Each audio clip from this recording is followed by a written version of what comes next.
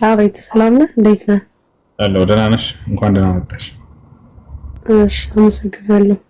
ግን የምትናገረው ነገር በጣም የሚያናደው። ለምሳሌ የትኛው እ የትኛው ለምሳሌ እኛ ስለ ክርስቶስ ስትናገር እኛ ሙስሊሞች ነብይ ነው ብለን እናምናለን ብለህ ነው እንጂ ማለት ያለብህ። ለእኛ ደግሞ ክርስቶስ ፈጣሪያችን ነው። ገባ? ኢየሱስ ክርስቶስ ማለት ፈጣሪ ነው። ይሄንን ነው የምናምነው። ኢየሱስ ነብይ ነው እያልክ እንድትናገር አንፈልግም እኛ። ኢየሱስ ፈጣሪ ነው የሚል መጽሐፍ ቅዱስ ላይ አግኝተሻል? አዎ ኦፍ ኮርስ ያንን እናውቃለን። ስለምናውቅ እኮ ነው የምንከተለውን ደግሞ እናውቃለን። ማስረጃ ብሉይ ኪዳን ላይም አለ፣ አዲስ ኪዳን ላይም አለ ሁሉ ነገር። ኢየሱስ በደንብ ለማንኛውም በደንብ ጥናት አድርግ፣ በደንብ ወቅ። ይሄ ሁሉ ህዝብ፣ ብዙ ህዝብ፣ ይሄን ያክል ህዝብ ካለ አንድ ነገር ሃይማኖቱን አይከተልም። ሰርች አድርግ። ሰው የምታውቀው ነገር አለ፣ የማታውቀውም ነገር አለ። ማስረጃ አለ። በደንብ ትንትና አድርጌ ነገር አለው። ግን አንተ እናትና አባትህ ስትወለድ ስትወለድ አንተ ሙስሊም ስለሆንክ ሃይማኖትህን ብቻ ወገን አድርገህ ነው እየተናገርክ ያለው። ሃይማኖትህን ብቻ ስለምትወድ ከዛ በኋላ ነው እየተናገርክ ያለው። ባለፈውም ስትል ሰምቻለሁ። 3 ነው 4 ነው ሚስጥሩ ሳይገባህ ዝም ብለህ ስለ ስላሴ አንድነት ሶስትነት ልታወራ አትችልም። ስላሴ ማን ነው የሚለውን በደንብ ማወቅ አለብህ። ስለ ክርስቶስ አመጣጥ ማወቅ አለብህ። እያንዳንዱን ነገር ስታውቅ ነው ስለ ኢየሱስ ክርስቶስ በደንብ መመስከር የምትችለው። ስላሴ ማለት ምን ማለት እንደሆነ፣ እግዚአብሔር ማን እንደሆነ፣ አላህ አንተ 99 ስሞች አሉት ብላችሁ ነው የምታምኑት አይደል? ስለዚህ ሁሉ ነገር ማወቅ አለብህ። ሳታውቅ ግን ስለ ሰው ሃይማኖት ዝም ብለህ በደፈናው ጃጅ እያደረግ አንተም ስተህ ሌሎችንም ህዝብ እያሳትክ ገሃነም አይደለም ለዘላለም በነፍስም በስጋም ያው ስትሞት መቃጠል አይቀርም። ያንን ነገር ነው የምነግርህ። አሁንም ቢሆን ኢየሱስ ክርስቶስ ጌታ ነው፣ የጌቶች ጌታ ፈጣሪ ነው። ኢየሱስ ፈጣሪ ነው የሚል ቃል የቱ ጋር ነው ያለው እያልኩሽ ነው ከቀደም ጀምር። ኢየሱስ ክርስቶስ እኔ ፈጣሪ ነኝ ብሎ የተናገረበት ቦታ ካለ ያሳየን መጽሐፍ ቅዱስ ላይ አለ። መጽሐፍ ቅዱስ ስለማታምን ለምን ብዬ ነው እያንዳንዱ ነገር ክፍሉ የምነግርህ? አታምንማ፣ ቢነገርህም አታምንም። አለ ካልሽ መጽሐፍ ቅዱስ ላይ ኢየሱስ እኔ ፈጣሪ ነኝ ያለበት ቦታ ካለ ያሳየን እስኪ። አሳያለሁ። አንተ መጀመሪያ ወቅ ነው እያልኩ ያለሁት። አጥና። አንተ ሃይማኖትህ እናትና አባትህ ቤተሰቦች ስለተከተሉ አንተ ሙስሊም ስለሆንክ አይደለም የምትከተለው። አጥና፣ ታሪክ በደንብ አጥና። ስለ ስላሴ አመጣጥ ስላሴ ማን ባለፈው 4 ነው 1 ነው ስትል አንተ ልብ አልከኝ አድርግሽና ኢየሱስ እኔ ፈጣሪያችሁ ነኝ ያለበት ቦታ ካለ አሳየን እኮ። መጽሐፍ ቅዱስ አሁን አልያዝኩም እኔ ስራ ቦታ ነኝ፣ ግን ዝም ብዬ አይደለም እምነቱን የምከተለው። በደንብ አውቄ ተምሬ ነው። በደንብ እኛ ስለያዝን መጽሐፉን ምዕራፍና ቁጥር ንገሪን እናውጣለሽ እኮ። እሺ አሳየኝ እኮ። ኢየሱስ እኔ ፈጣሪ ነኝ ያለበትን ቦታ ንገሪንና ምዕራፍና ቁጥሩን እናሳይሽ። ካልሆነ ያን መጽሐፍ ቅዱስ ስራ ቦታ ላይ ነኝ ያለሁት፣ ማውጣት አልችልም። አሁን መጽሐፍ ቅዱስ ማውጣት አልችልም። ይሄንን ደግሞ ለአንተ በቂ መልስ ነው ብለህ ማለት አትችልም። የምትፈልገውን አንተ ስለ ስላሴ መጠየቅ የምፈልግም ከሆነ ስለ አንድነት ስለ ሶስትነቱ መጠየቅ የምፈልግ ከሆነ ክርስቶስ የመጣው አዲስ ኪዳን ላይ ነው። እግዚአብሔር ከዛ በፊት ስላለው ነገር በደንብ ማጥናት አለብህ፣ ማወቅ አለብህ። ይሄ ሁሉ ህዝብ በጣም ብዙ በዓለማችን ላይ ክርስቶስን የሚከተል ብዙ ህዝብ አለ። ያ ብዙ ህዝብ ያ ሁሉ ህዝብ ዝም ብሎ አይደለም የሚከተለው። ገብቶሃል አይደል? አንተ የምታውቀው አይምሮ ያንተ አይምሮ ውስን ነው። አንተ የምታውቀውን እኔ አላውቅም፣ እኔ የማላውቀውን ሌላ ሰው ላያውቅ ይችላል። ስለዚህ በደንብ አጥናፍ። ኢየሱስ ክርስቶስ አምልኩኝ ያለበት ቦታ የት ነው ብለሽ የዓለም ቄስ ሀገርሽ ላይ የሚገኝ ሁሉንም ቄስ ጠይቂያቸውና መልሱን ይዘሽ ነሽ። የትም ቦታ ላይ አላለም ብለው ይነግሩሻል። በከንቱ ኢየሱስን እያመለካቸው እንደሆነ የዛኔ ትረዳላችሁ። ኢየሱስ ክርስቶስ አንዲትን ቦታ ላይ አምልኩኝ አላለም። ነገር ግን ታመልኩታላችሁ። ለምን አላዘዘም እኮ። ብትወዱኝ ትእዛዜን ትከተላላችሁ አለ ኢየሱስ። ከትእዛዙ መካከል አምልኩኝ ያለው የቱ ጋር ነው ብላችሁ ራሳችሁ ለምን አትጠይቁም? አንድ ቀን እኔን ተገዙኝ ብሏል ወይ አላለም? ገብታችኋል? የትኛውን ቦታ ላይ እንዳውም እኔን ማምለክ ከንቱ ነው ብሎ ኢየሱስ ተናግሯል። ኢየሱስ ክርስቶስ መጽሐፍ ቅዱስ ላይ ምን አለ? ወባጢለን ያዕቡዱነኒ ወተዓሊሙሁም ተዓሊሙል በሸር አለ። በከንቱ ያመልኩኛል፣ ትምህርታቸውም የሰው ትምህርት ነው አለ። ክርስቶስን ወደ ማምለክ የወሰደ ማንኛውም ትምህርት ሁሉ ከንቱ ትምህርት ነው። ይሄን የተናገረው ራሱ ነው። እነ ኢሳይያስ ተናግረውት ነበር በትንቢት። ኢየሱስም ደግመው አዲስ ኪዳን ላይ ልክ ኢሳይያስ የተናገረው እንዲህ ተብሎ ተጽፏልና እያለን ይናገራል። ማንን ነው ማምለክ ያለባችሁ ከተባለ ታዲያ ኢየሱስ ክርስቶስን የላከው እነ አብርሃም እነ ይስሐቅ እነ ያዕቆብን የላከ አንድ አምላክ አለ። ያን አንድ አምላክ ነው። ኢስላም ያን ነው እያላችሁ ያለው። የአብርሃም የይስሐቅ የያዕቆብን አምላክ አምልኩ ነው የሚለው ቁርአን አለ። ቁርአን በጣም በርካታ ቦታ ላይ እነ አብርሃም እነ ይስሐቅ እነ ያዕቆብን እነዚህን ታላላቅ ጻድቆች እያለ ነው ቁርአን የሚያነሳላቸው። የነሱ አምላክ ነው ለነብዩ መሐመድ ሰለላሁ ዐለይሂ ወሰለም በመጨረሻው ዘመን ላይ ተገልጦላቸው እርሳቸውንም ያናገራቸው ልክ መሲሁን ሙሴን እነዚህን ክርስቶስ አምልኩኝ ወይንም ተገዙኝ ያለበት ካለ መጽሐፍ ቅዱስ ላይ። ስለዚህ የምናወራው በመጽሐፍ ቅዱስ መሰረት ነው አይደል? ኢየሱስ ክርስቶስ መጽሐፍ ቅዱስ ላይ አምልኩኝ ወይንም ተገዙኝ ያለበት ጥቅስ አለ ወይንስ የለም? አለ። ምዕራፍና ቁጥሩን ንገረን እኮ በጀመሪያ የጠየቅኩህ መልስልኝ። የተጠየቅከው ጥያቄ የመለስክ ነው አይደለ? አለ ብለሃል። ምዕራፍና ቁጥሩን እኮ በመጽሐፍ ቅዱስ እንድመልስልህ ነው የምትፈልገው አይደል? ቀጥታ ወደ መልሱ ግባ።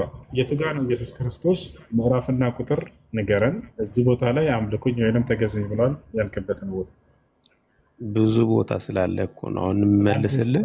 አንተ ከቁርአን እየጠቀስክ ስለሆነ በአረብኛም እየተናገርክ ስለሆነ እኔ ደግሞ እሱን ስለማላቅ እኔ የምመልስልህ ከመጽሐፍ ቅዱስ አንጻር ነው። ከመጽሐፍ ቅዱስ ምዕራፍና ቁጥር ስተንና እዚህ ቦታ ላይ አምልኩኝ እኔና በመጽሐፍ ቅዱስ መሰረት ከሄድክ እኔና አብ አንድ ነን ይላል። አብ አምላክ ነው። አብ አምላክ ነው። አብን አመልኳለሁ። ጥያቄውን ድገመው። ምን ነበር? እየመለስኩልህ እኮ ነው። ጥያቄ ያለህ ምንድን ነው? አብ እንዲህ አይነት ጨዋታ ይሰራል እኛ ጋር እንዲህ አይነት አንተ ጋር ካልሰራ ታዲያ የተጻፈውን ነው እኮ የምነግርህ። ያልተጻፈ ነው እያወራህ ያለው። የተጻፈው እኔና አብ አንድ ነን ብሎ ሺህ ቦታ ኢየሱስ ክርስቶስ ተናግሯል። አብ ደግሞ አምላክ ነው። አምላክን አመልኳለሁ። አብን ካመለስኩ እኔና አብ አንድ ነን ካለ ወልድንም ኢየሱስ ክርስቶስንም አመልኳለሁ። እኛ ጋር እንዲህ አይነት ፍልስፍና አይሰራም። መጥፎ ቤት ነው የመጣው። መጥፎ ቤት ነው የመጣው። እሺ ይኸውልህ ኢየሱስ ክርስቶስ አምልኩኝ ወይንም ተገዙኝ ብሏል ወይ አልኩት። አዎ ብሏል አለ። አያቸው አይደል? ነገር ግን የለም አያመጣም ጥቅስ። በአላህ ስም እላለሁ ማንም ዲያቆንና ቄስ ይሄንን መልስ ሊመልስ አይችልም። የለም ክርስቶስ የትኛውን ቦታ ላይ እኔን አምልኩኝ ወይንም ተገዙኝ አላለም በፍጹም። ግን ተከታዮቻቸውን ሲሸውዷቸው ምን ይሏቸዋል? እኔና አብ አንድ ነን ብሏል። እኔን አየ አብን አየ ብሏል። በመጀመሪያ ቃል ነበር፣ ቃልም ከእግዚአብሔር ዘንድ ነበር፣ ቃልም እግዚአብሔር ነበር ብሏል። እኔ ከአብርሃም በፊት አለሁ ብሏል።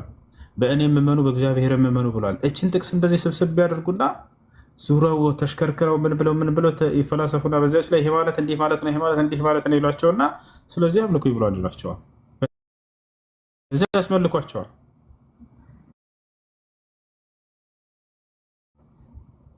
ከዚያ ያስመልኳቸዋል። አሜን ብለው ይቀበላል። ከታች አለው ክርስቶስ ቃል በቃል ይሄ ገብቷል አይደለ? ለማን አምልኮ መሰራት እንዳለበት ኢየሱስ ራሱ ያስተምራል።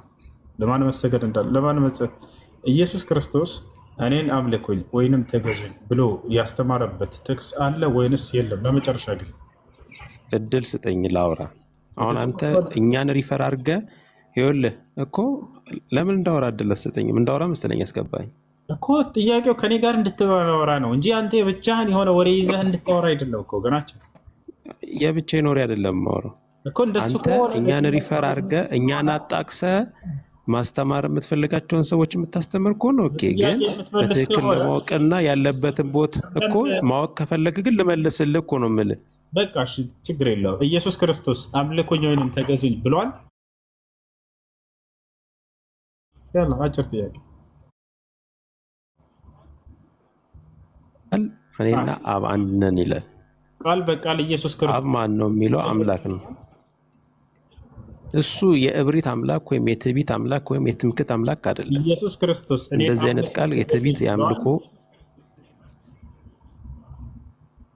እግዚአብሔር እኔን ብቻ አምልኩ የሚል ቦታ አለ? ታሳየኛለህ አንተ? ኢየሱስ ክርስቶስ እኔን አምልኩኝ ብሏል ወይንም ተገዙኝ ብሏል?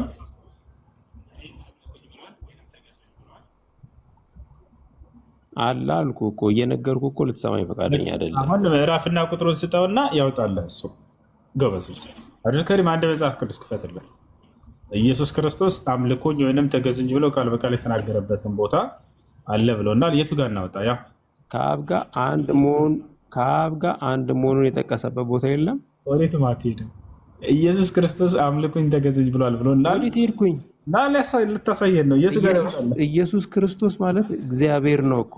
የቱ ጋር ያውጣልህ እኮ? ቢውልህ አሁን አንተ እኮ ስጠቅሰው ነበርኩ መጽሐፍ ቅዱስ ላይ መጽሐፍ ቅዱስ አዲስ ኪዳን እሺ፣ የቱ ጋር ያወጣልህ? ኢየሱስ ክርስቶስ ነገር እኮ ነው። ዝም ብለህ እኮ ነው የምታወራው። አትሰማም እኮ ያው ምዕራፍና ቁጥር ዝም ብለህ እኮ ነው የምታወራው። እንደ ጋር ማጭበርበር አይሰራም። ምዕራፍና ቁጥር ብቻ ተናገር። የቱ ጋር ያወጣልህ? ኧረ በስመ አብ ሞራል ጥሩ። የመጀመሪያ የማቴዎስ ወንጌል ምዕራፍ 1 እናውጣ። ተናገር። ያላ እየጠበቀህ ነው። ያው ከፍቷል መጽሐፍ። ነገርኩህ እኮ አትሰማም እንደ አንተ። የማቴዎስ ወንጌል ምዕራፍ 1 እናውጣ አልኩህ እኮ። አትሰማም እንደ በጥቂት ሰዓት ነው እንደምትሰማው። በቃ ያው ማቴዎስ ወንጌል ምዕራፍ 1 ቁጥር ስንት እንዴ? ትምክህት ነው እኮ በቃ። እባክህ ወደ ቁጥር ሂድ። የቱ ጋር ያወጣል? ውረድ ታች ቁጥር ስንት? እባክህ ምናምን አትበል በእናትህ። ድንጋይ እያመለክ ደግሞ ሌላ ወሬ ታወራለህ እንዴ? አያችሁት አይደል? የክርስቲያኖች መጨረሻ ነው። ከእኔ ፊት መጽዳት አትችሉም። ወረበል ካባይ ምንድን ነው የክርስቲያን መጨረሻ ማለት? ብትሰማ እኮ ቶሎ በል። አወረዳችሁት። አያችሁት አይደል? ወላሂ እንድታወርዱት ነበር የተናገረው። ምክንያቱም የለውም ማቴዎስ ወንጌል ምዕራፍ 1 አለ። ወላሂ ላዝም የትም አይሄድም ነበር። ከሙስሊም ፊት አትጸኑም። ወላሂ ላዝም አትጸኑም። የሚሻላቸው ምንድነው? በስነ ስርዓት ትምህርታችንን ማዳመጥ። ኦንላይን ይሻላቸዋል። የሚጎዳቸውን ነገር ደግሞ አናስተምራቸውም። አምልኩኝ አላለም፣ ተገዙኝ አላለም። ግልጽ ቃል ነው። ሰዎቹ ደግሞ ሙስሊም ናቸው የምንለው ቁርአንና ሐዲስን መሰረት አድርገን ነው። እዛ ላይ ጥያቄ ካለሽ ማስረጃዎቹን ደሊሎቹን አንድ በአንድ ከፈለግሻቸው ወንድሞች ይሰጡሻል። አይ ደግሞ ከዛ ውጪ ነው የምፈልገው ካልሽ ደግሞ ሙስሊሞች ነን፣ ከዛ ውጪ መጠየቅ አይገባንም ነበረ። አይ ከዛ ውጪ ደግሞ ከፈለግሽ ደግሞ ከዛ ውጪ ከምንድን ነው የፈለግሽው የሚለው ደግሞ ጥያቄ መጠየቅ አለ ራሱ። እና ከምን አንጻር ነው የጠየቅሽው? ጥያቄው ልክ ነው ወይ? ሂስቶሪካል ፋላሲ አለ ወይ? የታሪክ ህጸጽ አለ ወይ? ምናምን የሚለው ነገር ተቀጥያለሽ ማለት ጃክ ቀጥል። ቁርስ ልብላኔ። እሺ ኡስታዝ። ይሄ ኡስታዝ ያለሽን በደንብ ከተረዳሽ አንድ እምነት አለን የሚል አካል የሚጠየቀው ከስክሪፕቸሩ ነው እና ከስክሪፕቸሩ ውጭ ከሆነ ትክክል አይደለም ሙግቱ። ከስክሪፕቸሩ ውጭ ከተባለ ከምንድን ነው የሚለውም ነገር ስለሚመጣ ቫሊድ የሆነን ጥያቄ ብትጠይቅ አሪፍ ነው። እሺ ቀጥይ መክሪ። አሁን የኔ ጥያቄ እኮ ምን መሰለህ፣ እስልምና የመጀመሪያ ነው ከተባለ እስልምና የመጀመሪያ ለመሆኑ ምንድን ነው ማረጋገጫችሁ? የታሪክ ማረጋገጫ አለ ወይ? የተጻፈ መጽሐፍ ማረጋገጫ አለ ወይ ከቁርአን ውጭ? ምክንያቱም ቁርአን የወረደው በነቢዩ መሐመድ ጊዜ ከነበረ እስልምና ደግሞ ከአደም ጊዜ ጀምሮ የነበረ እምነት ከሆነ ምንድን ነው ማረጋገጫችሁ? ጥያቄውን እኮ በደንብ ተረዳናል። ግን ጥያቄው ለአንድ ቅድም ኡስታዝ በደንብ ገልጾልሻል። ያንን ካልተረዳሽ አይዶን ነው እምነት አለኝ የሚል አካል በስክሪፕቸሩ ነው የሚጠየቀው። ከስክሪፕቸሩ ወጥተን ካልሽ ሂስቶሪካል የምትይ ከሆነ ሂስቶሪካል ኤቪደንስ የሚባለው ነገር በመሰረቱ ራሱ ፋክቹዋል የሆነ ትሩዝ ነው ወይ? ዋት ዶዝ ኢት ሚን ሂስቶሪካል ኤቪደንስ ራሱ? ለምሳሌ ሂስቶሪያኖች ብዬ በአመጣ ተቀባያለሽ። እነዛ ሰዎች ሂስቶሪያኖች የራሳቸው እምነት አላቸው በመሰረቱ። ከነዛ ውስጥ በጠቅስልሽ ለምሳሌ ኢብኑ ጀሪር አጠበሪ ሂስቶሪያን ውስጥ የሚመደብ ነው። ኢብኑ ከሲር ራሱ ከኮመንታሪ ሙፈሲር ከመሆኑ አንጻር ገና በተጨማሪ ሂስቶሪያን ተብሎ የሚጠቀስ ነው። እምነቱ ራሱ ተጽዕኖ አለው ራሱ አንድ ሂስቶሪያን የተባለ አካል። በመሰረቱ እንደ ኦብጀክቲቭ ትሩዝ ሊጠቀስ የሚችል አይደለም ሂስቶሪያኖች የተናገሩትን ንግግር ማለት ነው። ከስክሪፕቸር ውጪ ስትይ ያንን ነገር ራሱ በራሱ መረጃ የሚሆን ነገር ነው ወይ የሚለውን ነገር አሳሳቢ ነው ማለት ነው። ቤዝድ አድርገሽ ስክሪፕቸሩን ቤዝድ አድርገሽ ግን ብትጠይቂ የተሻለ ነው። ካልሆነ ግን ከዛ ውጪ የምትይ ከሆነ ከዛ ውጪ ምንድን ነው? ለምሳሌ ያንን ነገር በደንብ ሊተነተንና ኮንዲሽን ይሆናል አይሆንም የሚለውን ነገር ልንግባባበት ይገባል። እምነት አለኝ እስካልሽ ድረስ ከስክሪፕቸር ወጣሽ አይደለም የምትጠይቂው። ግልጽ አይደለ? አይ እምነት የለኝም የሚል አካል ሲሆን ነው በዛ መልኩ ምናልባት ልናወራ የምንችለው ሎጂካሊ ምናምን ልንሄድበት የምንችለው ማለት ነው። እሱ ራሱ ሂስቶሪካል ኤቪደንስ ሊሆን አይችልም። ይሄ እምነት ለሌለው አካል ራሱ ሂስቶሪካል ኤቪደንስ ተብሎ ሊጠይቅ አይችልም። ይሄ ኢንቫሊድ የሆነ ስለሆነ እሺ እንደዛ ከሆነ አሁን ከቁርአን በፊት የነበሩት ነቢያቶች እና አማኞች በምንድን ነበር ሲመሩ የነበረ? አሁን የዚህ ትውልድ የሚመራው ወይም ከነቢዩ መሐመድ በኋላ የመጡ ትውልዶች የሚመሩት በቁርአን ነው አይደለም? ከሱ በፊት የነበሩ በአዳም ጊዜ፣ በኢሳ ጊዜ፣ በኢየሱስ ክርስቶስ በሁሉም እናንተ የምትሏቸው ነቢያቶች የነበሩ ጊዜ ያሉት አማኞች በምን ነበር ሲተዳደሩ የነበሩ? ለሁሉም ትእዛዞችን ማለት መጽሐፍቶቹን ወርደዋል። ወደ 400 የሚጠጉ መጽሐፍቶች ወርደዋል እና ለምሳሌ ምዕራፍ 5 ቁጥር 48 ላይ ጀዐልና ሊኩል ኡመት ጀዐልና ሊኩል ኡመት ሽርዐተን ወሚንሃጀ ይላል። ለሁሉም ህዝብ ሸሪዓንና ህግንና መንገድን አድርገናል ይላል እና ሰው ለራሳቸው ህግና መንገድ አላቸው። ለምሳሌ ዘቡር፣ ተውራት፣ ኢንጂል የምንላቸው ከቁርአን በፊት የወረዱ ናቸው። ለምሳሌ ተውራት በሙሳ ላይ የወረደ ነው። ኢንጂል የምንለው ደግሞ በኢሳ አለይሂ ሰላም የወረደ ነው። ዘቡር አለ እንደዚሁ። ከነዚህም ውጭ ሌሎች ወደ 400 የሚጠጉ መጽሐፍቶች ወርደዋል። አላህ ሱብሓነሁ ወተዓላ በየሁሉም ህዝቦች መልእክተኞች ልኳል። ለምሳሌ ፊ ሱረት ነህል ላይ ምዕራፍ 16 ቁጥር 36 ላይ ወለቀድ በዐስና ፊ ኩሊ ኡመቲን ረሱላን አን ዕቡዱላህ ወጅተኒቡ ጣጉት ይላል። በእርግጥ በየሁሉም ህዝቦች ምን አድርገናል ይላል? መልእክተኛ ልከናል ይላል። ታዲያ እነዛ መልእክተኞች ምንድን ነበር የሚሉት ሲባል አላህን በብቸኝነት አምልኩ፣ ጣዖታትን ራቁ በማለት ልከናል ይላል። እነዚህ መልእክተኞች ሰዎችን አላህን በብቸኝነት አምልኩ፣ ጣዖታትን ራቁ በማለት አላህ ሱብሓነሁ ወተዓላ ሲልካቸው መጽሐፍቶችንም ሰጥቷቸዋል።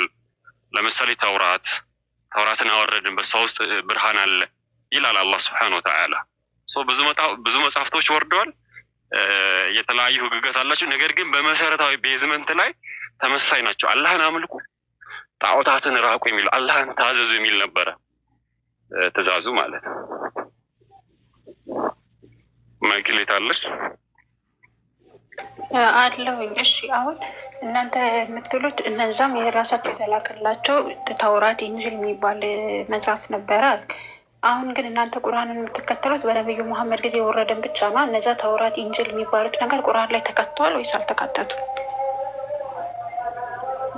ይሄ መሰረታዊ ሀሳባቸው ላይ ተመሳይ ነው። መሰረታዊ ሀሳባቸው ሁሉም አላህን በብቸኝነት አምልኩ። ቅድም የጠቀስኩልሽ ምዕራፍ ላይ አላህን በብቸኝነት አምልኩ፣ ጣዖታትን ራቁ። ሁሉም ነቢያቶች እዛ በመጽሐፍቶቻቸው የሚወርደው ሪቪሌሽን አላህን በብቸኝነት አምልኩ፣ ጣዖታትን ራቁ የሚል ነበርና እዛ ውስጥ ያለውም እዚህ ውስጥ አለ፣ ቁርአንም ውስጥ አለ። ነገር ግን ምንድነው ይሄ ህግ የሚባል አንዳንድ ህግጋት ላይ የሰረቀን ሊመስል ይችላል። አይንን ያጠፋ አይን ማጥፋት፣ ጥርስን እንደዚህ ያደረገ እንዲህ የሚሉ ቅጣቶች ላይ የተለያዩ ህግጋት ሊኖር ይችላል። ነገር ግን መሰረታዊ ስለ አምላክ አስተምሮ ላይ ግን በፍጹም መለያየት የለም ማለት ነው። አላህን በብቸኝነት አምልኩ፣ ጣዖታትን ራቁ፣ አላህን በመግለጽ ላይ የተለያዩ ጉዳዮች ላይ በዚህ መልኩ መሰረታዊ እንትኖች ላይ ምንም አይነት ልዩነት የላቸውም። እነዚያ ቀደምት መጽሐፍቶች ሲወርዱ ራሱ ለተወሰነ ቦታና ለተወሰነ ጊዜ ነበረ። ከዛ በኋላ አላህ ሱብሓነሁ ወተዓላ የመጨረሻ ለዓለም አጠቃላይ ሪቪልድ አድርጎ ማለት ነው ወህዩን በማውረድ መተዳደሪያ ግን ቁርአንን አድርጓል። የመጨረሻውም ነብይ ሰለላሁ ዐለይሂ ወሰለም አድርጓቸዋል ማለት ነው። ለዛም ነው ፊ ሱረት ኢብራሂም ላይ ምዕራፍ 14 ቁጥር 1 ላይ አሊፍ ላም ራ ካለ በኋላ ኪታቡን አንዘልናሁ ኢለይክ ወደ አንተ ያወረድነው የሆነው መጽሐፍ ነው አለ። ለምን ሲባል ሊቱኽሪጀ ናሰ ሚነ ዙሉማት ኢለ ኑር፣ ሰዎችን በአጠቃላይ ከጨለማዎች ወደ ብርሃን ታወጣ ዘንድ ወደ አንተ ያወረድነው የሆነ መጽሐፍ ነው ሰዎችን በአጠቃላይ ብሎ አላህ ሱብሓነሁ ወተዓላ ይገልጽልናል። እነዛ መጽሐፍቶች ለስፔስ ነገር ግን ቁርአን በመምጣት የነዛን መጽሐፎች መሰረታዊ ሀሳብን አላህን በብቸኝነት አምልኩ፣ ጣዖታትን ራቁ የሚለውን በማረጋገጥ ለአጠቃላይ ለህዝቦች መተዳደሪያ ሆኖ የወረደ ነው ማለት ነው። ግልጽ ነው አሁን? ግልጽ ነው። ግን እኔ አሁን ማወቅ የምፈልገው ነገር ምን መሰለህ፣ ከቁርአን በፊት እስልምና የተጻፈበት የተነገረበት ወይም ምልክታችሁ ይህን ነገር ነው ማወቅ የምፈልገው። ምክንያቱም ኢየሱስ ክርስቶስ ከነቢዩ መሐመድ ከመምጣታቸው ከ600 ዓመት በፊት ነበር አይደለም? እስልምና ደግሞ እስልምና ምልክቶች ይቅርታ እንደምን ይታረጋል የእስልምና ምልክቶች ቁርአን ምናምን የሚባሉ ነገሮች የመጡ ደግሞ ከነቢዩ መሐመድ ጊዜ በኋላ ነው። እኔ ደግሞ ማወቅ የምፈልገው ከነቢዩ መሐመድ በፊት እስልምና ስለመኖሩ ማረጋገጫ ነው የምፈልገው። ወይ ደግሞ ኢየሱስ ለምሳሌ እስላም ለመሆኑ አሁን እናንተ በእናንተ አስተምራችሁ ኢየሱስ ክርስቶስም ማርያምም አብርሃምም ያዕቆብም ሙስሊሞች ናቸው ትላለህ። የነሽ ኢየሱስ ክርስቶስ ሙስሊም የሆነበትን የሆነ አንድ ማረጋገጫ ከቁርአን ውጭ አላችሁ ወይስ ቁርአን ላይ ነው ኢየሱስ ክርስቶስ ሙስሊም? ከቁርአን ውጭ ከምንድን ነው መረጃ የምፈልጊው? እሺ ከቁርአን ውጭ ከምን መረጃ እንስጠሽ? ከቁርአን ውጭ አሁን ሌላ መጽሐፍም ሌላ ምንም አይነት የታሪክ እንትን የላችሁ? ለምሳሌ ላይ ብቻ ነው ቁርአን ላይ ብቻ። ለምሳሌ ከምን መጽሐፍ? አሁን ኢንጅል ምናምን ተውራት ያልከው የኢየሱስ ክርስቶስን መጽሐፍ ተሰጥቶት ነበር አልክ። እሺ ያ የኢየሱስ ክርስቶስ መጽሐፍ የት አለ?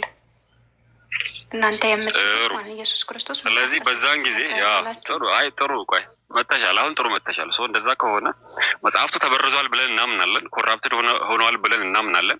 ከመሆኑ ጋር ግን ነብዩ ሰለላሁ ዐለይሂ ወሰለም እውነተኛ ነብይ እንደሆኑ በዛን ጊዜ በነበረው በመጽሐፍ ኮራፕትድ በነበረው መጽሐፍ ላይ በተበረዘው መጽሐፍ ላይ እውነተኛ ነብይ መሆናቸውን ያንን ሊቃውንቶቹ አግኝተው እንዳመኑ መረጃ መስጠት ይችላሉ። ይሄን እሺ ምዕራፍ 10 ቁጥር 94 ላይ ይሄንን ሲያብራር ከስክሪፕቸር ውጪ ስላልሽ ቁርአን ላይ አይደለም የምጠቅስልሽ።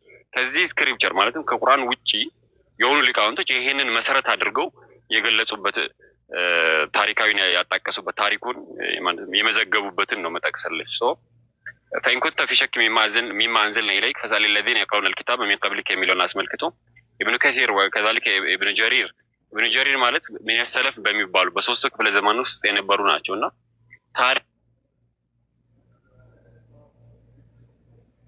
ከዚህ አንቀጽ ጋር ታሪክ አያይዘው በተበረዘው መጽሐፍ ውስጥ ከመበረዙ ጋር ግን እሳቸው እውነተኛ ነብይ እንደሆነ በዛ በተበረዘው መጽሐፍ ውስጥ ሊቃውንቶቹ አግኝተው እንዳመኑ ይገልጹልናል። ታሪካዊ መሰረት አድርገው ማለት ነውና ለምሳሌ ይሄንን አስመልክቶ ኢብኑ ከሲር ተፍሲራቸው ላይ ምን ይላሉ? የነሱ የሊቃውንቶቹ ማለት እውቀት የነበራቸው የመጽሐፉ እውቀት የነበራቸው ሰዎች አይተው የእሳቸው እውነተኝነት የተገለጸበት ከመበረዙ ጋር ግን ይሄ እውነት አልተወገደም ነበር በዛ በነበረው መጽሐፍ ላይ። ስለዚህ ያንን አይተው እንደ አብዱላህ ኢብኑ ሰላም ያሉት ያንን አንብበው እንደተቀበሉ አስቀምጠዋል ኢብኑ ከሲር ይሄንን። ለዛም ነው هذا العلم يعرفونه من كتبهم كما يعرفون أبناءهم ويلبسون ذلك ويحرفونه ويبدلونه ولا يؤمنون به مع قيام الحجة عليهم በማለት ያስቀምጣሉ። እሺ አሁን እናንተ ያውቁታል። ቁርአን 114 ገጽ ነው ያለው አይደለ? ቁርአናችሁ ስንት ቁርአን ነው ያላችሁ? ኦኬ ይሄንን ጨርሰናል የመጀመሪያው። እሺ እሱን ችግር የለውም እንለፈውና ግን ከቁርአን ላይ ቢሆን ኢየሱስ ክርስቶስ ሙስሊም ነው የምትሉ ማየት እፈልጋለሁ። ምክንያቱም የኔ ጥያቄ ምን መሰለህ ጭንቅላቴ ላይ ጥያቄ የፈጠረብኝ ነገር አለ። ኢየሱስ ክርስቶስ ከነብዩ መሐመድ እንደነበረ ቁርአንም መስክሮለት ሳለ ሲቀጥል ደግሞ ወደፊትም በትንሳኤ ቀንም የሚመጣው ኢየሱስ ክርስቶስ እንደሆነ ራሳችሁ ቁርአን ላይ አምናችሁ ሳላችሁ ለምንድን ነው እሱ? ለምሳሌ አንድ ኤቪደንስ ሂስቶሪካል ስላሽ አንድ ሂስቶሪን ኮት አድርገው ታሪኩን መሰረት አድርገው የጠቀሱትን ሊቃውንቶች ጠቀስኩልሽ። በዛ ከመበረዙ ጋር የእሳቸው እውነተኝነት እንደተገለጸ በዛ በቀደምት መጽሐፉ በተበረዘው ነገር ግን ይህ እውነት ግን እንዳልቀየሩት ያን ነገር ታሪካዊ ነገር አጣቀስኩልሽ። መቀበል ያለ መቀበል ያንቺ ድርሻ ነው። እሺ ቀጥል ያሉሽን ጥያቄ ጠይቂ፣ ችግር የለውም። አይ ወደዛ ከሜዳዋ በፊት በድንቀት መጥቻለሁ። ጀዛከላህ ኸይረን ጀዛጃክ። አይ ከዛ ሜዲክስ በፊት መጀመሪያ ኢስላም የሚለውና ሙስሊም የሚለው ቃል ከተረዳሽው አርካኑን ኢስላም የሚባል ነገር አለ። የእስልምና መሰረቶች የሚባሉት 5 ናቸው። ምን ናቸው? ማክሊት ሰምተሽ ታውቂያለሽ ስለነሱ? አዎ ሰምቻለሁ። የምሰራበትም ሙስሊም ስለሆኑ አንዳንድ ነገሮች ማዳሜንም ባገኘሁት አጋጣሚ ጠይቃለሁ። የመጀመሪያ 5 መሰረቶች ከጥንት ጀምሮ ለመቀበል እስልምና ለመቀበል ሲፈልግ ጭንቅላቱ በትክክል የሚሰራ መሆኑን እርግጠኛ መሆን አለብን። ማለት ነው እሱን አይደለም ያልኩሽ፣ እንዴት አድርጎ ይቀበላል የሚለውን አይደለም። ግን እስልምና የእስልምና መሰረቶች ወይም ማዕዘናት የሚባሉ 5 ናቸው። የመጀመሪያው ላኢላሃ ኢለላህ አይደለ? ሙሐመድ ረሱሉላህ የሚለው የመጀመሪያው ሻሃዳ ነው። በመልእክተኛው ማመን፣ በአላህና በመልእክተኛው ማመን፣ ከዛ ሰላት መስገድ፣ ሀጅ ማድረግ እና ዘካ። እነዚህ 5 ናቸው አይደል? 5 ናቸው። ልነግርሽ ነው እያንዳንዱን አንድ በአንድ ከጥንት ጀምሮ ከአደም ጀምሮ ላኢላሃ ኢለላህ የሚለው ከጥንት ጀምሮ አለ። አሁን ባይብል ላይ አሁን ላሳይሽላችሁ እችላለሁ። ከኔ በቀር ሌላ አምላክ የለም እያለ ይናገራል። ዜር ኢዝ ኖ ጋድ ቢሳይድ ሚ እያለ ይናገራል ብዙ ቦታ ላይ።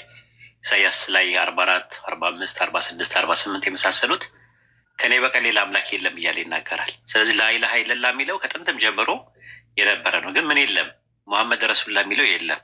በሙሳ ጊዜ የሚሉት ምንድን ነው? ሙሳ መልእክተኛ ነው ብሎ ይቀበላሉ። በኢሳ ጊዜ ደግሞ ኢሳ መልእክተኛ ነው ብሎ ይቀበላሉ። በኢብራሂም ጊዜስ ኢብራሂም መልእክተኛ ነው ብሎ ይቀበላሉ። ስለዚህ ከጥንት ጀምሮ ምን አለ? አላህና መልእክተኛው ከጥንት ጀምሮ መቀበል ሻሃደተይን የሚባል ነገር ከጥንትም ጀምሮ አለ ማለት ነው። ይሄ መጀመሪያው ነው። ሁለተኛ ደግሞ ምንድነው? ሶላት ነው። ሶላህ ማለት ጸሎት ማለት ነው። ሲምፕሊ ጸሎት ከጥንትም ጀምሮ አለ። ገባሽ? የጸሎቱ ግን ምንድነው? እንትኑ ላይኖር ይችላል።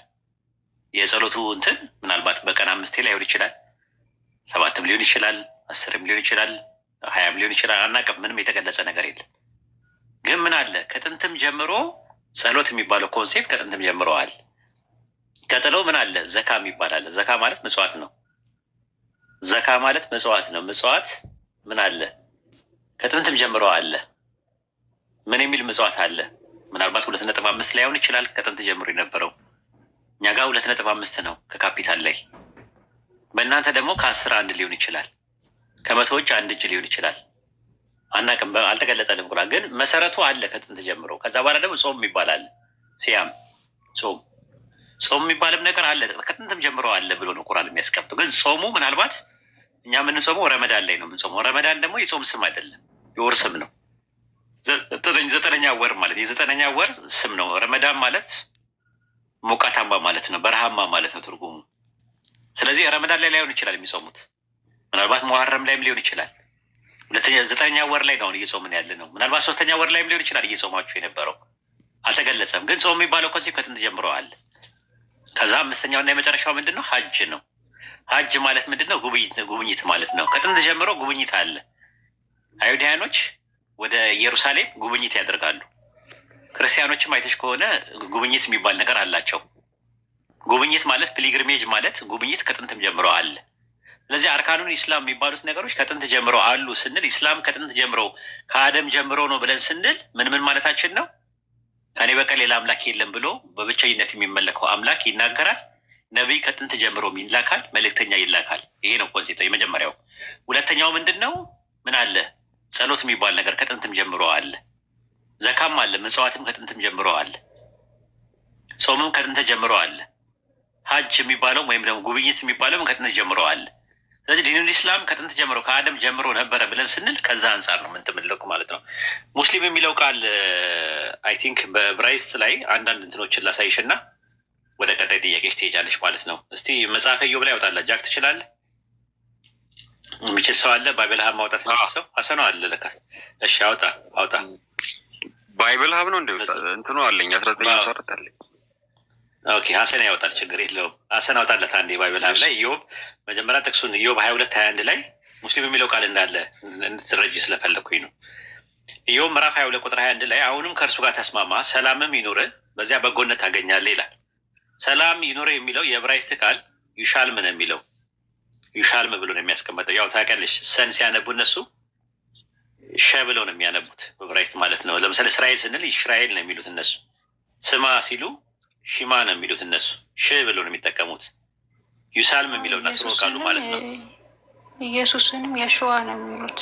የሸዋ ነው። በቃ አሁን እንደዛ ከገባሽ ኢዮብ 22:21 ላይ ምን ይላል መሰለሽ? ባይብል ሀብ ላይ ስንከቢ ኢዮብ 22:21 ላይ ሰላም ይኖር የሚለውን የዕብራይስጡ ቃል ምንድን ነው የሚያስቀምጠው የሚለውን እራሳቸው ይናገራሉ። እዛ ጋር ስትመለከችው ምን ይላል መሰለሽ?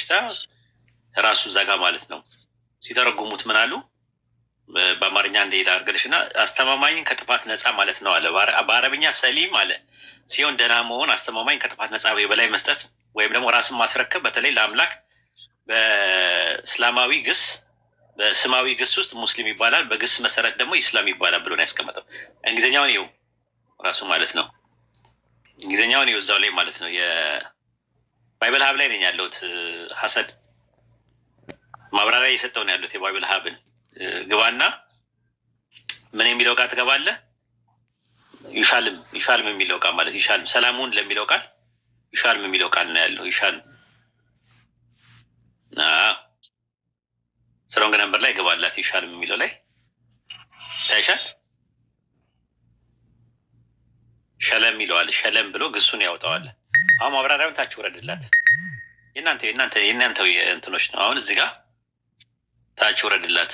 አሁን እዚህ ጋር አየሽው? ታች ስቶርጂ ምን ይላል? እዛ ጋር የሚለው አየሽው? እዛ ጋር ቢሴቭ ይላል። አረቢክ ሰሊማ የሚለው ቃል አለ። ቢሴቭ፣ ሰኪር፣ ፍሪ ፍሮም ፎልት ይላል። ሜክ ኦቨር፣ ሪሳይን ኦፍ፣ ሰሚት ዋን ሰልፍ ስፔሻሊ ቱ ጋድ ዌንስ ፓርቲሲፕል ሙስሊም ኤንድ ኢንፊኒቲቭ ኢስላም ፕሮፐርሊ ሰሚሽን ቱ ጋድ አለ። ኢስላምና ሙስሊም የሚለው ቃል ነው ብሎ አስቀምጦታል። ይኸው የእናንተ መጽሐፍ ላይ ይታይሻል። ስፔሻሊ ቱ ጋድ ፓርቲሲፕል ሲሆን ደግሞ ሙስሊም ማለት ነው አለ። ከዛ በኋላ ደግሞ ኢንፊኒቲቭ ሲሆን ደግሞ ኢስላም ፕሮፐርሊ ሰሚሽን ቱ ጋድ አለ። ለአምላክ መገዛት ነው ብሎ የቃሉን ትርጉም ይነግረናል። ስለዚህ መጽሐፋችሁ ላይ ያለ ይኸው ኢዮብ ምዕራፍ 22 ቁጥር 21 ላይ ያለውን ሲያብራራው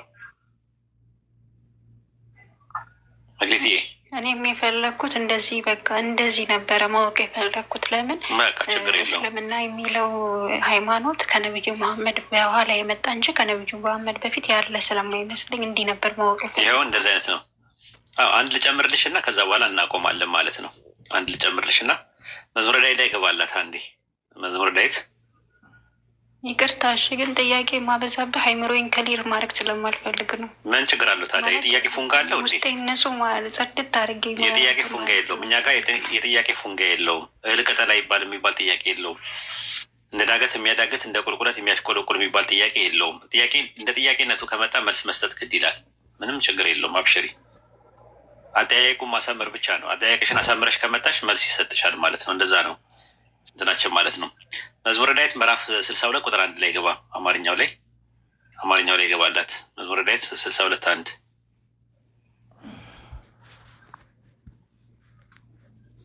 መዝሙረ ዳዊት ምዕራፍ 62 ቁጥር 1 ላይ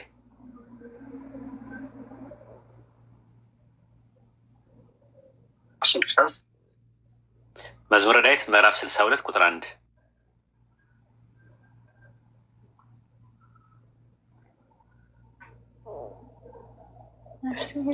ይታይሻል። ነፍሴ ለማን የምትገዛ አይደለችም። በቃ ሙስሊም ማለት ናትና ይኸው ስለ መገዛት ያወራል መጽሐፍሽ። ኢስላም ማለት ሰሚሽን ማለት ነው ትርጉሙ። ስለ መገዛት ያወራል። እዛው መዝሙረ ዳዊት ምዕራፍ 2 ቁጥር 11 ላይ ያወጣል። መዝሙረ ዳዊት 2:11 ላይ ያወጣላት 2:11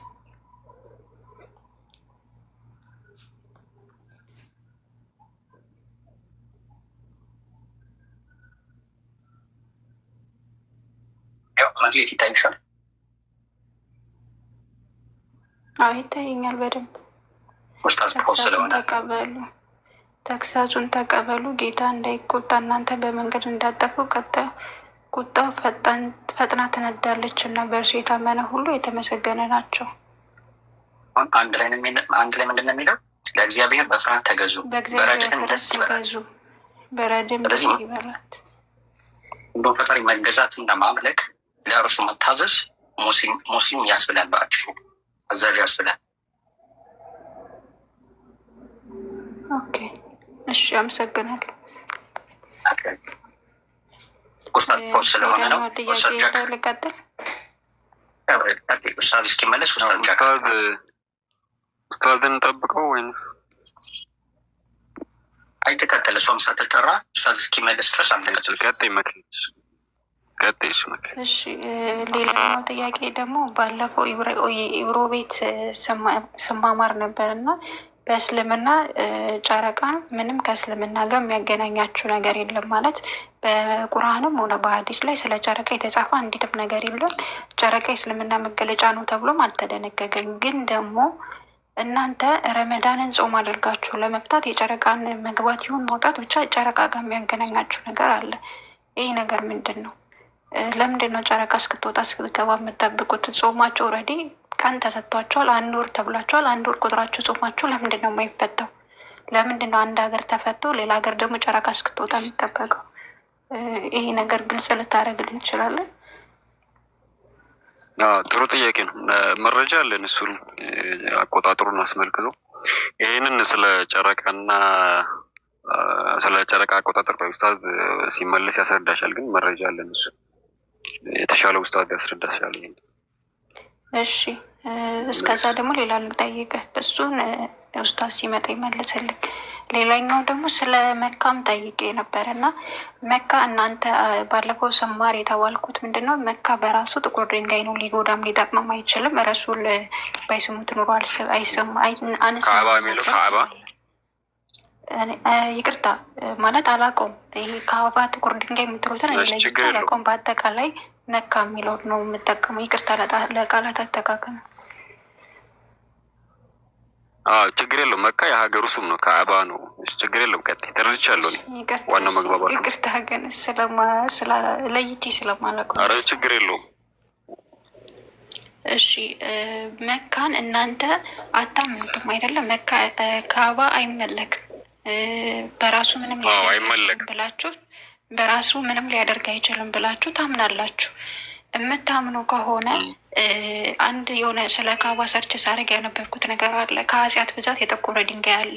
ያቺ ድንጋይም በትንሣኤ ጊዜ አንተ ከልብ አነካኝ ምናምን የሚባል ነገር ትላለች፣ አፍ ወጥቶ ድንጋዩ ማለት ነው። ይሄ ነገር እውነት ነው ወይስ ያ እንትን ላይ የተጻፈው ነገር ያ ኦፍሳይት ላይ የተጻፈው ነገር ስህተት ነው ወይስ እውነት እንደዚህ የሚል ነገር አለ ቁርአን ላይ?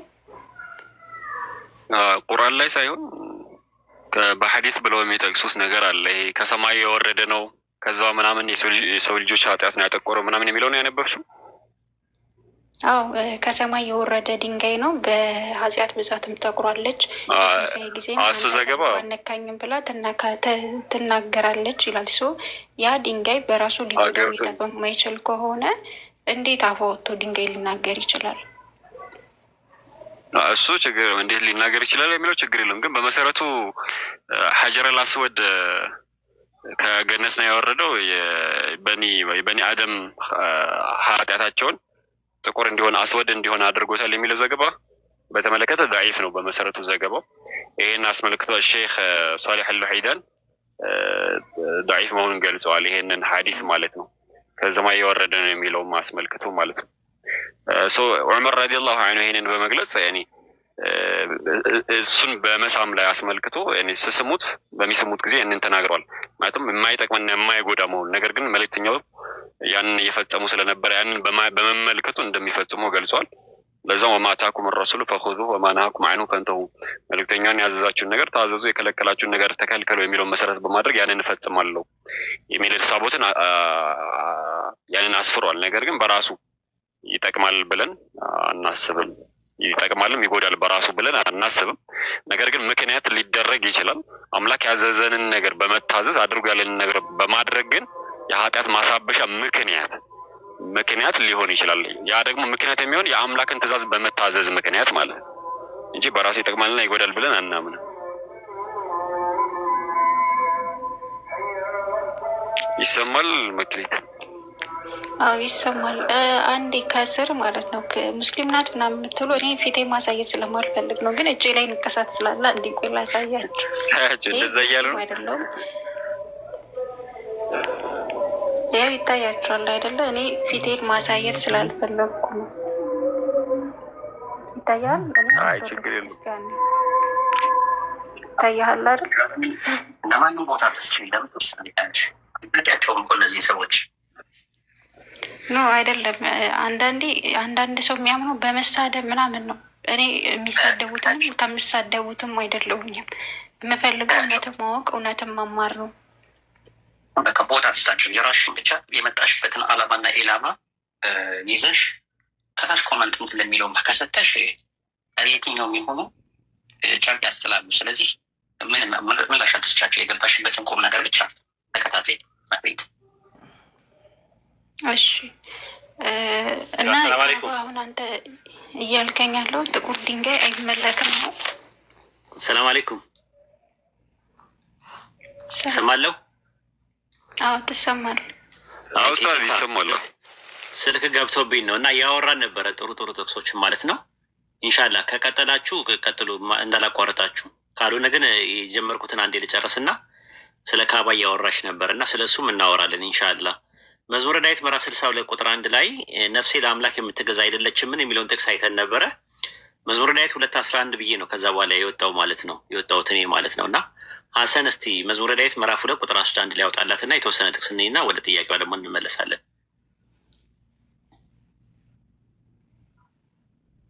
መዝሙረ ዳዊት ምዕራፍ 2 ቁጥር 1 ላይ ይታይሻል። ለአምላክ በፍርሃት ተገዙ ይላል። ሲምፕሊ ዲኑል ኢስላም ማለት ነው ይህን የሚያስተምረው። ለአምላክ በፍርሃት ተገዙ ይላል። ከጥንት ጀምረው ለአንዱ አምላክ ይገዙ ነበር። ምናልባት አረብኛ የሚለውን ቃል ኢስላም የሚለውን ቃል አለመጠቀምሽ ሊሆን ይችላል ልዩ የሚያደርግሽ። መዝሙረ ዳዊት ምዕራፍ 100 ቁጥር 2 ላይ ምዕራፍ 100 ቁጥር 2 ላይ ያወጣላት። ምዕራፍ 100 ቁጥር 2 ላይ ይታይሻል። በደስታ ለአምላክ ተገዙ። ቅድም በፍርሃት ነው። አሁን ደግሞ በደስታ ለአምላክ ተገዙ፣ በሐሴትም ወደፊቱ ግቡ ይላል። ስለዚህ ለአምላክ መገዛት ትልቅ ነገር ነው። ያዕቆብ ምዕራፍ 4 ቁጥር 7 ላይ ያዕቆብ ምዕራፍ 4 ቁጥር 7 ላይ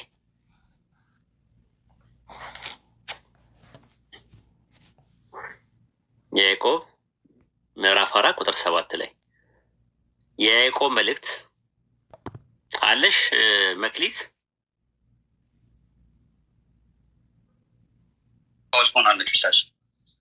ኦኬ አለሽ መክሊት ዳሪክ ምናን የገንዘብ አይነቶች ናቸው። ታውቃላችሁ ይሄንን? ኦኬ ከመጣሽ እሺ። እስከምን ድረስ ተከታተልሽናል? አለው። እሺ የያዕቆብ ምዕራፍ 4 ቁጥር 7 ላይ እንግዲህ ለአምላክ ተገዙ፣ ዲያብሎስን ግን ተቃውሙት ከእናንተ ይሸሻልና አለ። ለአምላክ ተገዙ፣ እንግዲህ ለአምላክ ተገዙ፣ ለእግዚአብሔር ተገዙ እያለ ይናገራል። ስለዚህ ከዚህ አንጻር ስለ መገዛት ነው የሚያወራው። አንድ ጥቅስ ልስጥሽና ወደሚቀጥለው ጥያቄ ትችያለሽ። መዝሙረ ዳዊት ምዕራፍ 56 ቁጥር 12 ላይ መዝሙረ ዳዊት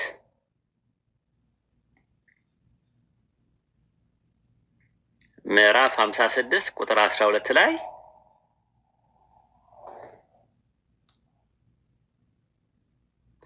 ይታይሻል። እዚህ ጋር አምላክ ሆይ እኔ የምስጋናን ስለት የምሰጥህ ከእኔ ዘንድ ነው አለ። ከማን ዘንድ ነው አለ? ከእኔ ዘንድ ነው አለ። አሁን የምሰጥ የሚለው ቃል የተቀመጠው የዕብራይስጡ አሻሌም ነው የሚለው። ስሮ ቃሉ ሸለም ነው፣ ታዘዘ ነው፣ ተገዛ ነው። በአረብኛ ዩስሊም የሚል ቃል አለ። ሱረቱ እንትን ላይ ሉቅማን ምዕራፍ 31 ቁጥር 22 የሚገርም ነው። እሱ መልካም ሆኖ ፊቱን ወደ አላህ የሚሰጥ ይላል። የሚሰጥ ለሚለው ቃል የሚገባው ዩስሊም ነው ራሱ አረብኛው። በዕብራይስጥ ደግሞ አሻሌም ይለዋል። መዝሙረ ዳዊት 56:12 ላይ ባይብል ሀብ ላይ ስትመለከችው። ስለዚህ ከመጀመሪያውኑ ጀምሮ አለ ራሱ እስልምና ከመጀመሪያውኑ ጀምሮ አለ ስንል ከዛ አንጻር ነው። እና ምሰጥ ይላል። የሚሰጠው ነገር ምንድን ነው? ስዕለት ነው የሚለው። ስዕለት የሚለው ቃል ትልቁ ስዕለት ምንድን ነው? ሉቃስ 11:40 ላይ ስትመለከችው በውስጥ ያለውን ምጽዋት አድርጋችሁ ስጡ ነው የሚለው። በውስጥ ያለውን ማንነታችሁን ስጡ። በውስጥሽ ያለውን ራስሽን፣ አይደንቲቲሽን፣ ውስጥሽ ያለውን ነገር ለአላህ መስጠት ኢስላም ይባላል። ሰጪው አካል ደግሞ ሙስሊም ይባላል። ይህን ይመስላል እንግዲህ ማለት ነው። መክሊት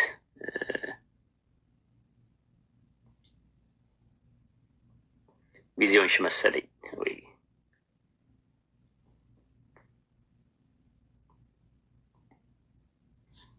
ጃኮታ እንዴ? ጃክ ወጥቷል። ወንድም ኤልያስ ኢንሻአላህ ጀዛከላ ኸይረን ጀዛ እንዲያወራ ነበር የፈለኩት። እሺ መክሊት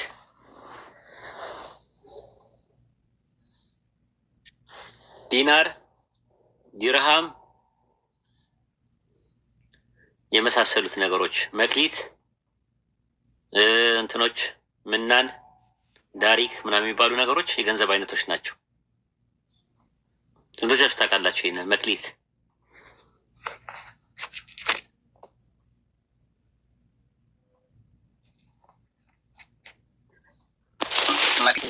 በጸጋም ይቻላል እንደ ኡስታዝ ጸጋ በሚለው ዝም ብለው በተለምዶ ስለሚባል ነው። ተሰጠው የሚለውን ነገር መክሊት ይሉታል በተለምዶ። ግን መክሊት ገንዘብ ነው፣ የገንዘብ አይነት ነው።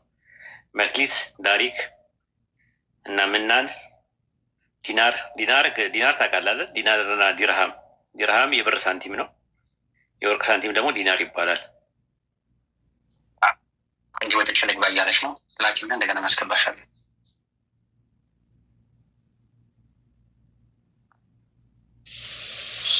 ወንድም ኤልያስ ሰላም አለይኩም።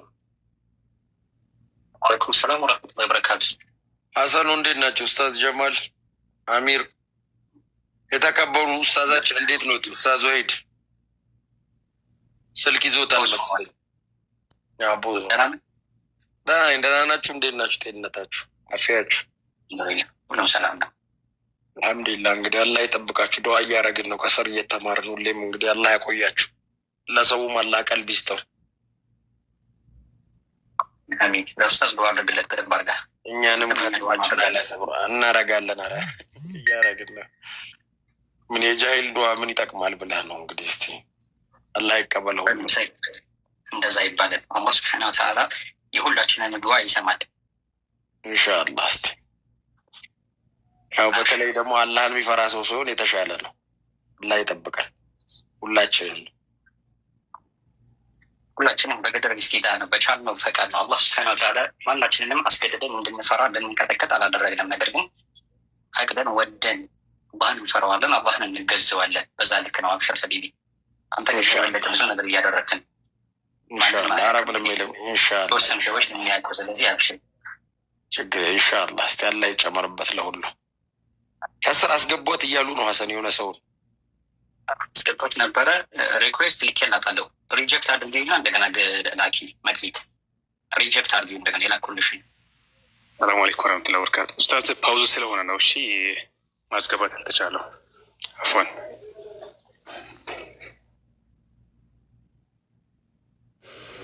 ሀሰን እስከዛ እኔ ልጠይቅህ።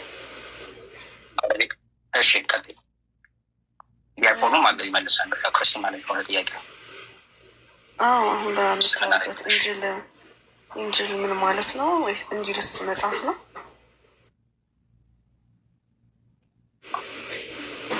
እንጅል አላህ ሱብሓነሁ ወተዓላ ለኢየሱስ ወይም ለኢሳ ዓለይሂ ሰላም የሰጠው መለኮታዊ መማሪያ ነው። ነገር ግን እሱ በዘመኑ እያለ መጽሐፉ እሱ እንዲጻፍም አላደረግም፣ አልተጻፍም።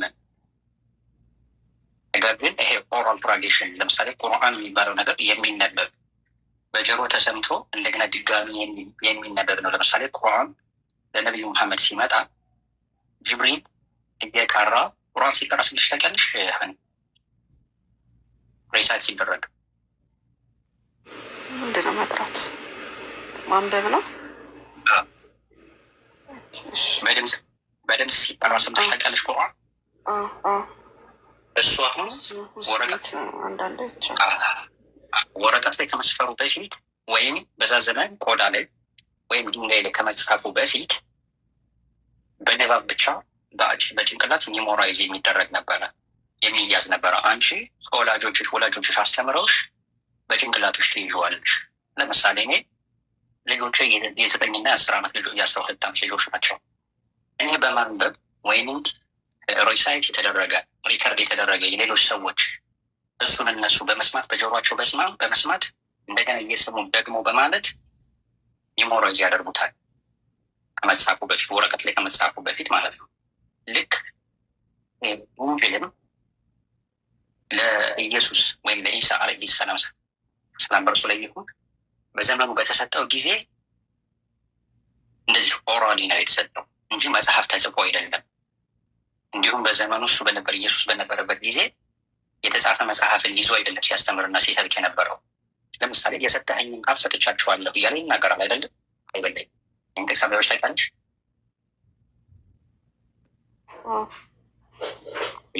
ያ የሰጠው ቃል ከወንጌል ነው። ነገር ግን ያ እሱ የሰጠኸኝን ቃል ሰጥቻችኋለሁ ብሎ ሲናገር የተጻፈን ነገር አይደለም እያነበበ እንቁ እያለ ሲሰጥ ነበር። ነገር ግን የሰጠውን ከፈጣሪ የተቀበለውን መልእክት መማሪያ ለደቀ መዛሙርቶቹ ለተከታዮቹ ምርና ይሰብክ ነበረ። ዛሬ ላይ ለምሳሌ ክርስቲያኖች በተለይ እነዚህ 4 ወንጌሎች ማቴዎስ ወንጌል፣ የማርቆስ ወንጌል፣ የዮሐንስ ወንጌል 4 ወንጌሎች ኢየሱስ ወንጌል ናቸው ተብሎ ይነገራል አይደል? በክርስትና ዓለም ውስጥ ኢየሱስ ግን እነዚህን ወንጌሎች አያውቃቸውም። ወንጌልን ግን አስተምሯል። እነዚህ ወንጌል ናቸው አያውቃቸውም፣ አልተጻፈም ነበረ። እሱ ካለፈ እንደናንተ አስተምሮት ከሞተና እንደገና ከተነሳ ካረገ በኋላ በዘመናት ልዩነት የተጻፉ በህይወት እያለ እነዚህ መጽሐፍቶች አያውቃቸውም። ይህን አጣቂ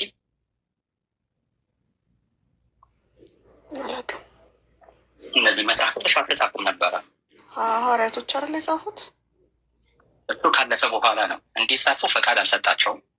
ምንም አልሰጣቸውም። እሱ ለሐዋርያቶች ሰጥቷቸዋል። የሚል ሰው ካለ ይምጣና ይግባና ያሳየናል። ኡስታዝም ሲመለስ ይነግርሻል፣ እኔ በተሻለ ማለት ነው። ኢብን ከነዚህ ራሱ መጀመሪያዎች ላይ መግቢያቸው ላይ ብታዩ መግቢያቸው ላይ ለናሙና እስኪ የማቴዎስ ወንጌልን መግቢያ ላንብብልሽ። ምን ይላል መግቢያው? የማቴዎስ ወንጌል ኢየሱስ የመምጣቱ ተስፋ ደግሞ የተነገረለት አዳኝ መሆኑና እግዚአብሔር በብሉይ ኪዳን ለሕዝቡ የሰጠውን ተስፋ ቃል የመፈጸሙን በእርሱ አማካኝነት መሆኑን የሚያበስረውን የምስራች ቃል የያዘ ነው። ይህም የምስራች ቃል አለ ኢየሱስ በመካከላቸው ተወልዶ ላደገው ለአይሁድ ብቻ ሳይሆን ለመላው ዓለም ጭምር ነው። የማቴዎስ ወንጌል አለ ተመልከች፣ በጥንቃቄ የተዘጋጀ መጽሐፍ ነው። ኢየሱስ መወለድ ይጀምርና ስለ ጥምቀቱና ስለ ፈተናው ባራ በኋላ በገሊላ የፈጸመውን የስብከት የማስፈወስ አገልግሎት ያቀርባል። ከዚህም በመቀጠል ኢየሱስ ከገሊላ ወደ ኢየሩሳሌም ካደረገው ጉዞና በዚህ ዓለም በቂያት ዘመን በመጨረሻ ሳምንት ስለሆኑት ነገሮች ይዘረዝራለን። እነዚህም ነገሮች ስቅለቱን፣ ሞቱንና ትንሣኤውን ያጠቃልላሉ። ይህ ወንጌል አልተመለከተም። ይህ ወንጌል ኢየሱስን የእግዚአብሔርን ሕግ ለመተርጎም ስልጣን ያለውና ስለ እግዚአብሔር መንግስት ኡስታዝ ተመልሰ ቃል ኡስታዝ ወልኝ ስልክ እየገባብኝ ነው። የስራ ስልክ ነው። ከዛ አንጻር ነው። ይቅርታ ከማለት ቀጥል ይጀምር ከሆነ እሺ። መግቢያውን እያነበብኩ ነበረ። ይህ ወንጌል የኢየሱስን የእግዚአብሔርን ሕግ ለመተርጎም ስልጣን ያለውና ስለ እግዚአብሔር መንግስት የሚያስተምር ታላቅ መምህር እንደሆነ አድርጎ ያቀርበዋል። በትምህርቱ አብዛኛው ክፍል በተለያየ መልክ በተጠናቀሩ 5 ክፍሎች ይመደባል እያለ ይቀጥላል። ስለዚህ 4 ወንጌሎች ኢየሱስ ስማቸውን ራሱ አያውቃቸውም። የማቴዎስ ወንጌል፣ የሉቃስ ወንጌል፣ የዮሐንስ ወንጌል ተብለው እንደተሰየሙ ራሱ አያውቅም። ካለፈ በኋላ የተጻፈው ናቸው። ኡስታዝ ይሄን እዚህ ላይ ነበረ የኢየሱስን ወንጌል የተሰጠው እያለች መጽሐፍ ነው ወይስ ምንድን ነው እያለች ጠየቀች ነበር። ወንጌል እኮ አስተምሯቸዋል አይደል እንዴ? ለሐዋርያቶች ወንጌልን ሰብኮላቸዋል እኮ። እንደ ሰው ሆነ አንቺ መጽሐፍ እያነበበ ሊያስተምርሽ ይችላል። እንዲሁ ደግሞ በድምፅ በቃል ሊያስተምርሽ ይችላል አይደል?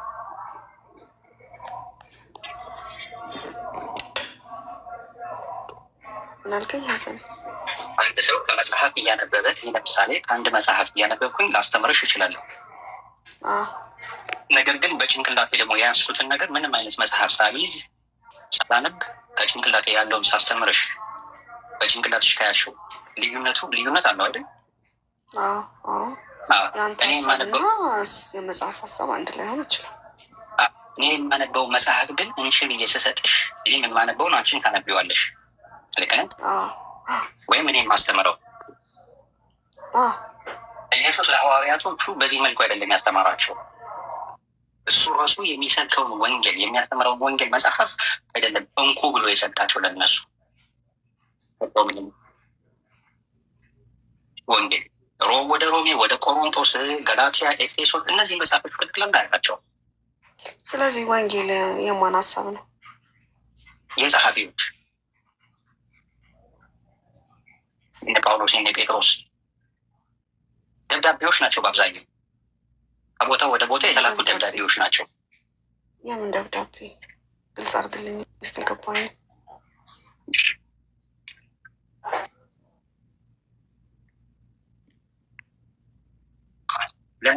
ጥቅስ እያነበብኩኝ ወይም ጥቅስ አውጥቼ ላሳይሽ። እኔ ግን ያለችን 1 ደቂቃ ነው፣ ብታስቀድሙኝ ደስ ይለኛል። ልጆች ከትምህርት ሳይመጡ። እሺ ችግር የለውም። ይቅርታሽ ችግር ይቅርታ እሺ ሀኒ ልጆች ከትምህርት ስለኩ ግን ኡስታዝ ተመልሷል። ኡስታዝ ይቀጥል። ኡስታዝ ቀጥል። እሺ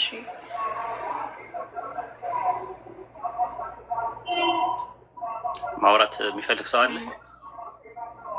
እኔ የጥያቄ ላይ እያወራን ነበር እና በማግኘት እያስወጣኝ ስለነበረ ነው። ኦኬ ጥያቄ ካለች ጠይቂ። ማለት ስለ ካባም ስለምንም ስለምፈልግ ጥያቄ ጠይቂ።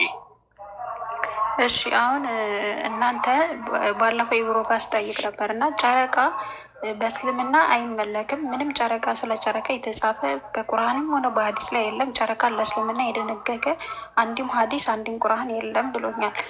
ጨረቃ በእስልምና ምንም አይነት እንትን ነገር ከሌለው ለምንድን ነው በየመስጊዳችሁ ላይ በየምግብ ቤታችሁ ላይ አሁን ምግብ ቤት ራሱ ኢስላም መሆኑ የሚታወቀው ጨረቃ ከተደረገበት ነው።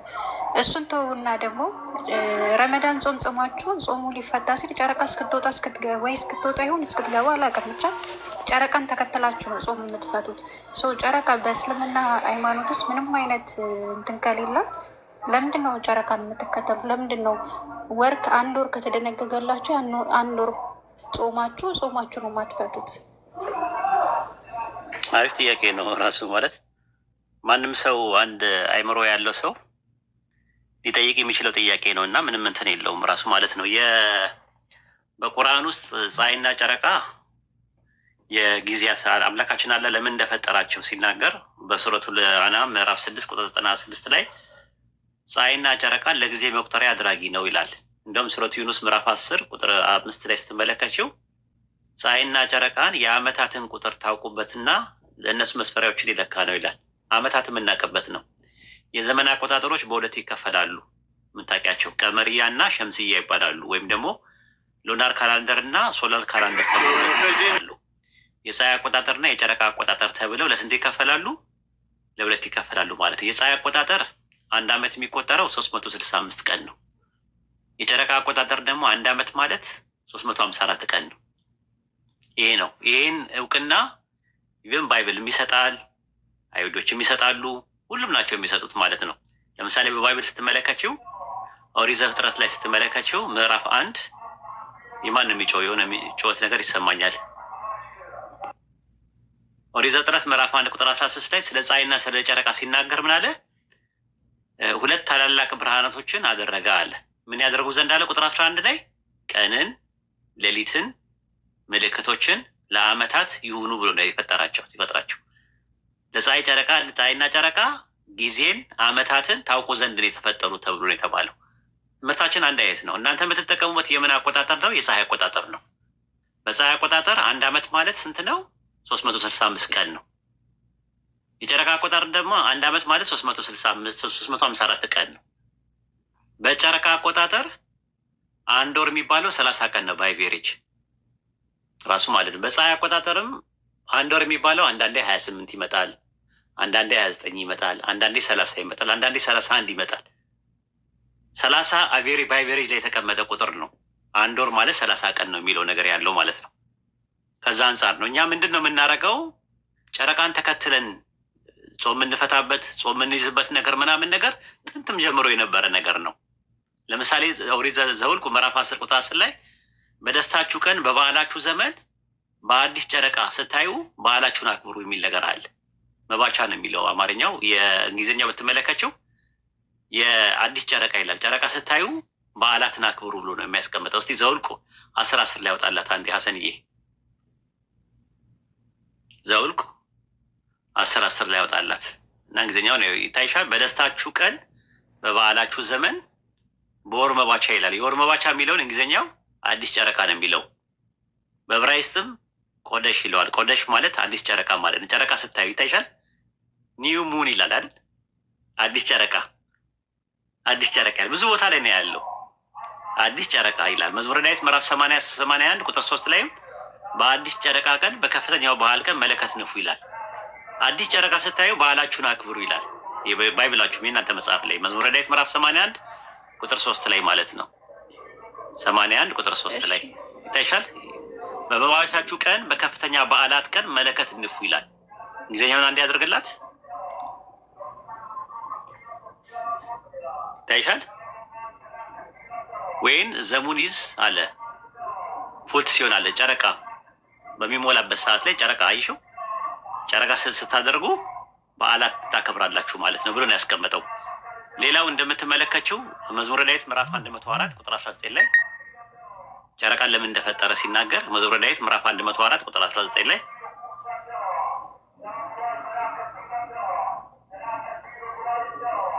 የሚያብሽ ነገር አለው መክሊትዬ ሚት አድርጊውና እንትን መዝሙረ ዳዊት ሲታይሻል ምዕራፍ 104 ቁጥር 19 ላይ ምን አለ? ጨረቃን ለጊዜዎች አደረገ ይላል። ፀሐይ መግቢያውን ያውቃል አለ። ጨረቃን ለጊዜዎች አደረገ ይላል። ጊዜዎችን ወራት የምናውቅበት፣ ዕለታት የምናውቅበት፣ ዓመታት የምንቆጥርበት ጨረቃ እንዳለ ይናገራል ማለት ነው። መጽሐፈ ሲራክ ምዕራፍ 43 ቁጥር 6 ላይ እናየውና ከዛ ደግሞ ለምንድን ነው ምልክትነት የተጠቀሙበት የሚለውን ደግሞ እናየዋለን ማለት ነው። ታይሻል መጽሐፈ ሲራክ ምዕራፍ 43 ቁጥር 6 ላይ መጽሐፈ ሲራክ አይ ቲንክ የያዝከው መጽሐፍ 80 ያዱ አይደለም። አብሽር 80 ያዱ ላይ ነው ያለው። መጽሐፈ ሲራክ ምዕራፍ 43 ቁጥር 6 ላይ እና 7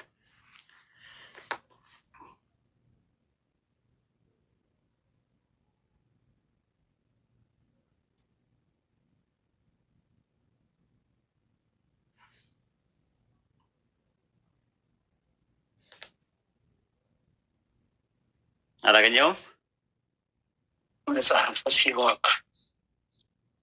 መጽሐፈ ሲራክ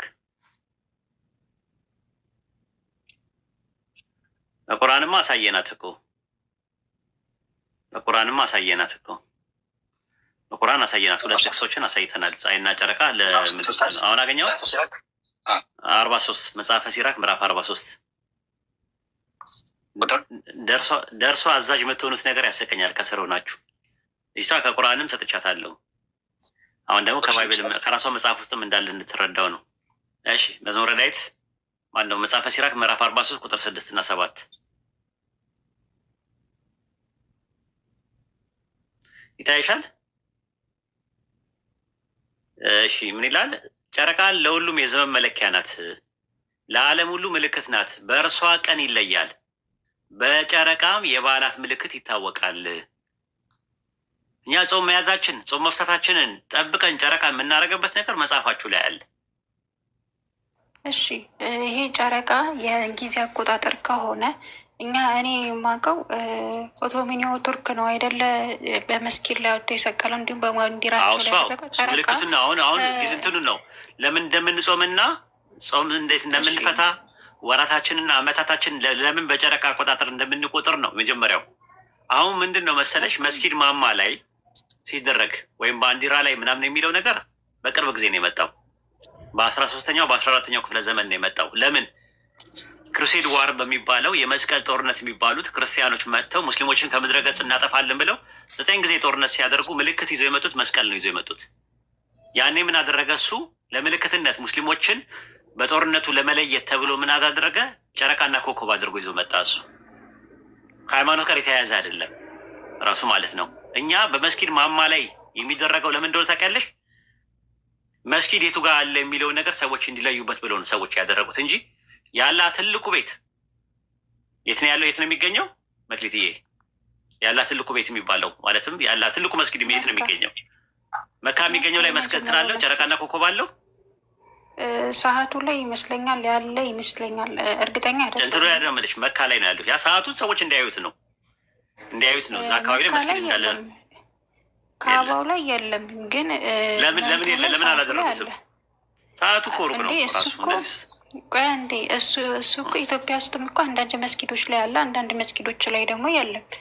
ግን የኔ ጥያቄ እኛም መስቀል የምናደርገው አንገታችን ላይ መስቀል የምናደርገው ክርስቲያንን እኔ የክርስቶስ ተከታይ ነኝ ብለን ምልክታችን ነው፣ መለያችን ነው እኮ። ፀሐይና ጨረቃ የእኛም እንትን ነው፣ የጊዜያት ማወቂያ ነው ተብሏል። የንጋት ኮከብ ናት ፀሐይ።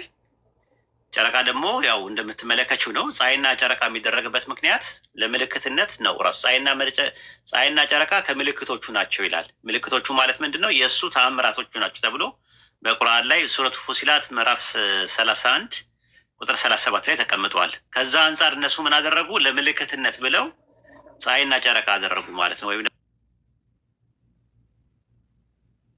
ኮከብና እንትን አደረጉ ማለት ኮከብና ጨረቃን አደረጉ ማለት ነው። አውጣላት እሱንም ሱረት ፉሲላት ምዕራፍ 31 ቁጥር 37 ላይ ይኸውላችሁ ከስር ትሰግዳላችሁ ምናምን የምትለው አዎ መስቀል ቤዛችን ነው ብለን እንሰግዳለን። ግን እኛ መስቀልን ስለምናምንበት አረ መክሊት አይደለም አይደለም። አሁን አታናጅኝ። አሁን እያነደሽኝ ነው። ታይ ምክንያቱም ከስር ያሉትን ታያቸው አናቃቸውም።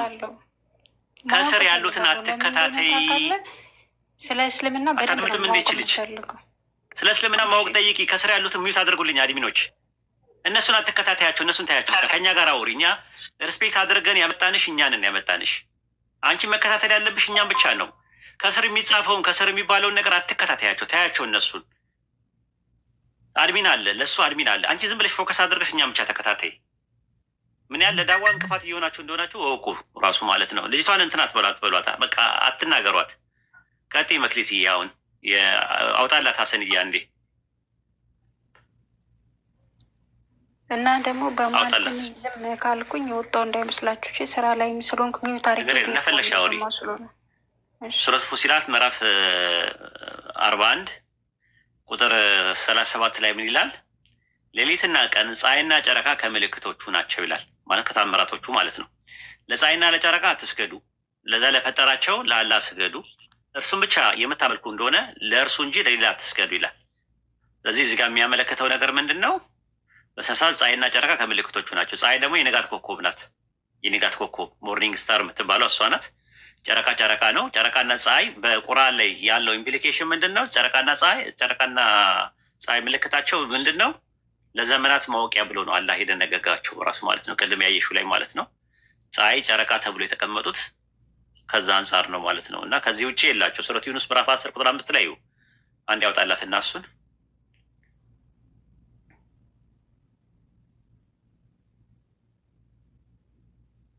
አውጣላት ታይሻል። ሱረት ዩኑስ ምዕራፍ 10 ቁጥር 5 ላይ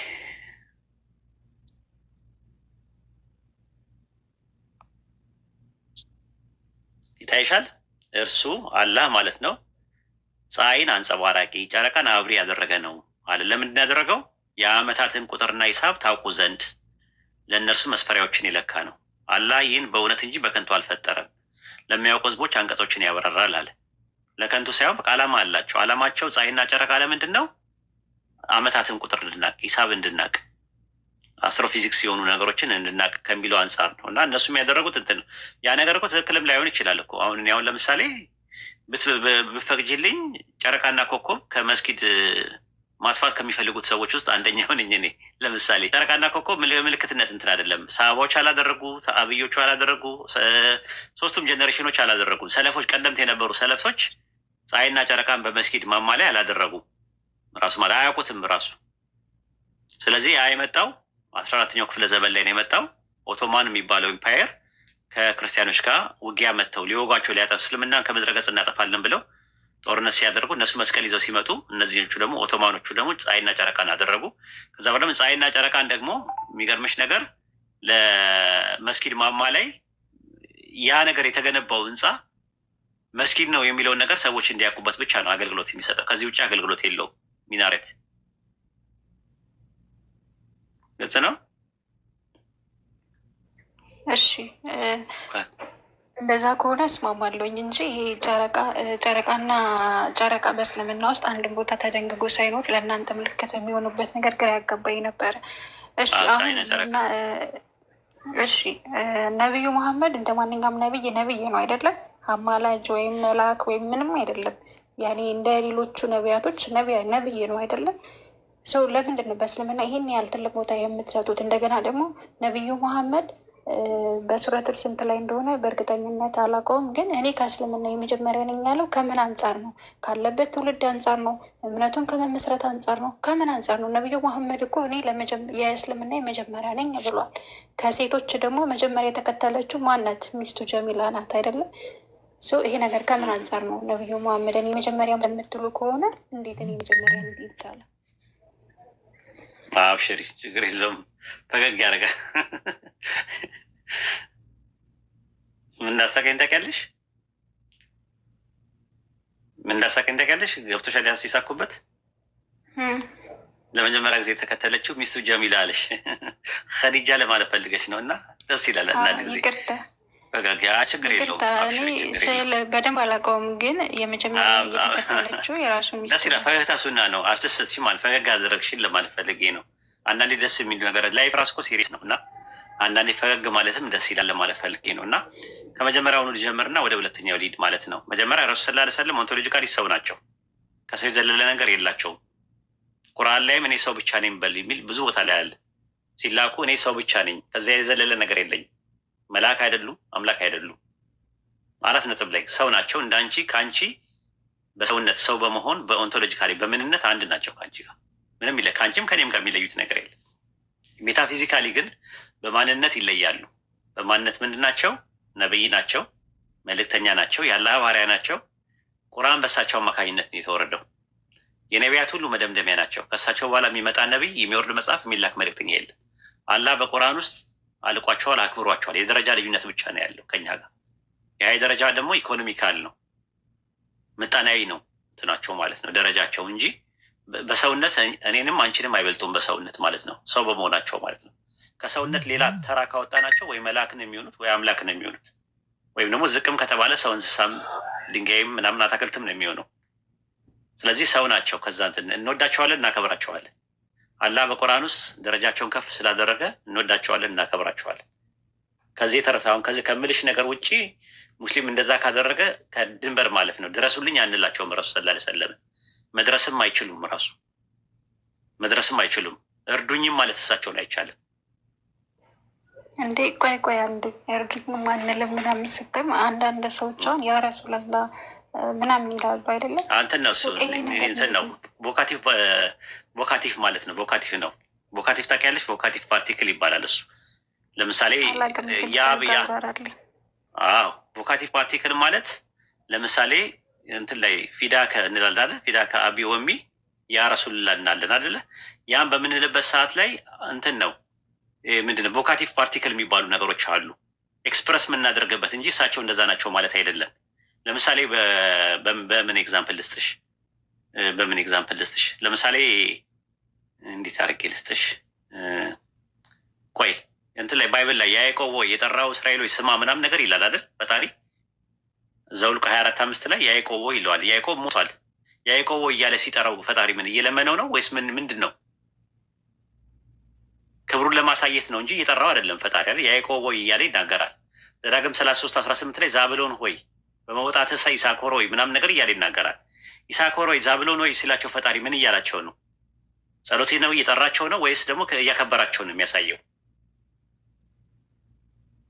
መክሊት እሺ። ስለዚህ ረሱል ወይም ነብዩ ያ ረሱልላ ስንል እያከበርናቸው ነው ያለው ነው እንጂ ያ ረሱልላ እያልን እየጠራናቸው አይደለም። አይሰሙማ እንዴት ሊሰሙ ይችላሉ? እሳቸው ሰው እኮ ናቸው። አንቺም ያ ረሱልላ ካልሽ እንደዛ ከሆነ ጥሪ ከሆነ እኔም እዚህ ጋር ሆኜ ያ ረሱልላ ካልኩኝ ሁሉንም መስማት አይችሉም። እሳቸው ውዴታችንን እየገለጸን ያለ ነው፣ አክብሮታችንን እየገለጸን ያለው እንጂ እሳቸውን እንትን እያለን እየጠራን አይደለም ራሱ ማለት ነው። ሁለተኛ ሳሙኤል ምዕራፍ 1 ቁጥር 21 ላይ እናንተ የጊልቦን ተራሮች ሆይ እያለ ይናገራል።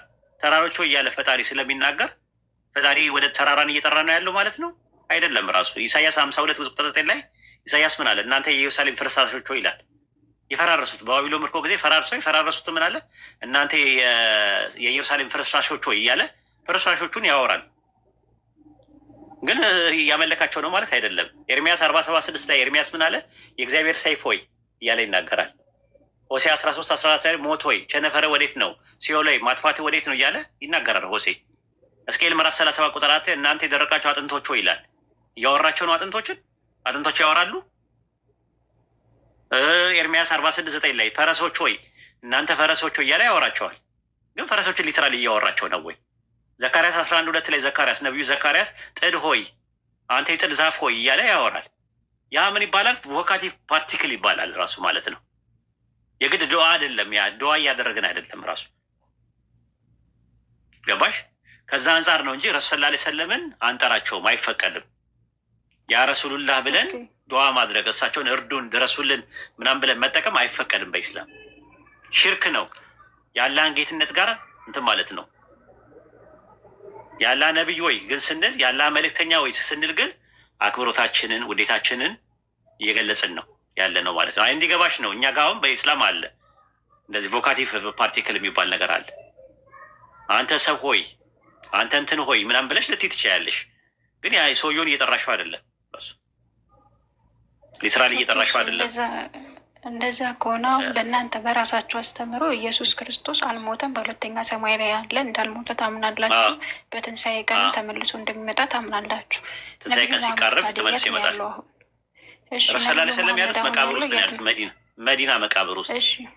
እሺ መቃብር ውስጥ ከሆነ እንዴት ነው ወደፊት የኔ ኡመቶች ወደ ገነት ነው የሚገቡት ምናምን ብሎ የሚመሰክርላችሁ? የሞተ ሰው እንዴት ለእናንተ ሊመሰክርላችሁ ይችላል? ኢየሱስ አላህ ስላወረደላቸው ረሱል ሰለላሁ ዐለይሂ ወሰለም የኔ ኡመት በጀነት ናቸው ያሉት በህይወት እያሉ ነው እንደዛ ያሉት።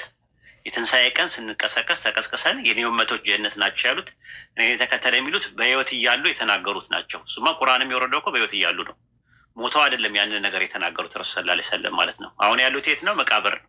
ኢንሻአላህ የትንሣኤ ቀናቸውን ይጠብቃሉ ማለት ነው። ኢብራሂም ነብይ ነው አይደለ? በእናንተ ለምሳሌ ኢብራሂም አብርሃም የሚባለው ነብይ ነው አይደል? ዘፍጥረት 20 ቁጥር 4 ላይ ነብይ ነው። ኤልያስ ምንድን ነው? ነብይ ነው አይደለም? ኤልያስ ነብይ ነው። ከኤልያስና ከኢብራሂም ማን ይበልጣል? ከአብርሃምና ከኤልያስ ማን ነው የሚበልጠው? አብርሃም ነው። ኦኬ አብርሃም ሞቷል። ኤልያስ አብርሃም የት ነው ያለው? ኤልያስ የት ነው ያለው? አለሽ መክሊት?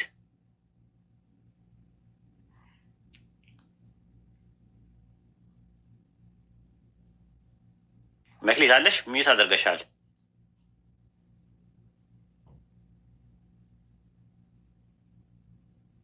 እሰማለሁ። ባይዘወይ አርጉልኝ። ትሰማለህ? አብርሃም ለምሳሌ ሞተዋል። ኤልያስ ደግሞ አድርገዋል አለው። እሺ ይቅርታ ስራ ላይ ስለሆንኩ ሚዩት እያደረኩኝ ነው እያወራለሁ። ይችን እንትን በይና ወደ ሌላ ነገር ትልሻለን ኢንሻአላህ። አብርሃም ሞቷል አይደለ? አብርሃም ሞቷል አይደለ? አዎ አብርሃም ሞቷል። ኤልያስ ደግሞ አልሞተም። ሁለተኛ ነገሥት ምዕራፍ 11 ላይ።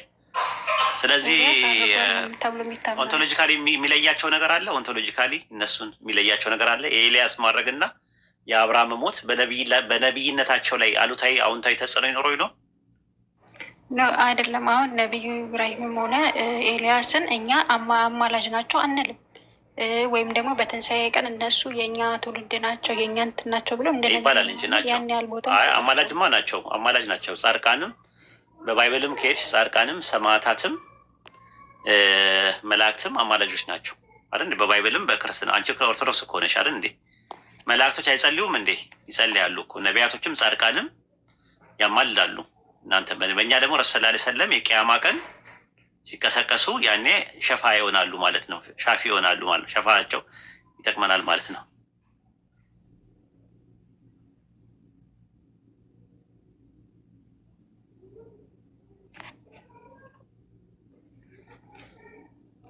እሰማለሁ።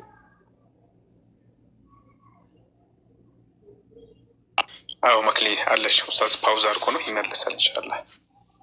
ታቡን ኡስታዝ ከመጣ ድረስ አንዴ ብለን ላስገባው። ሽታቻለን ሰዎች ቶሎ ቶሎ ብሎ ታቡን አንዴ ብለን ላስገባው። ግን ደስ ይላል።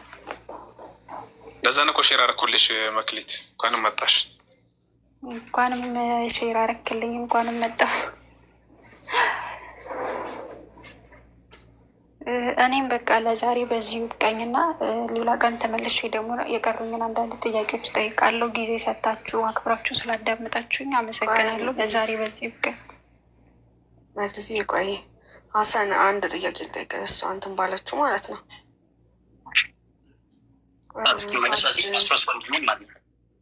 እሺ ሀጅ አድርጉ የሚል አስተምሮ ሰላም አለይኩም አይመች ተጻፍ ላይ አለ ብና አለ ፒልግራሜጅ የሚል ሀጅ የሚል አለ ባይብል ላይ።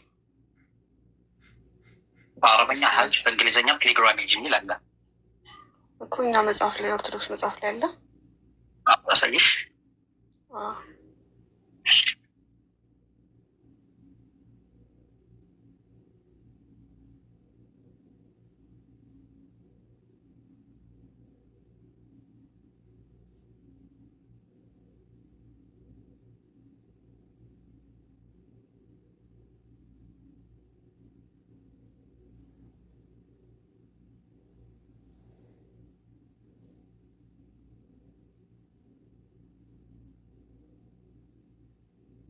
ዝም የተባለው አይዋ ሀሰን መርሃባ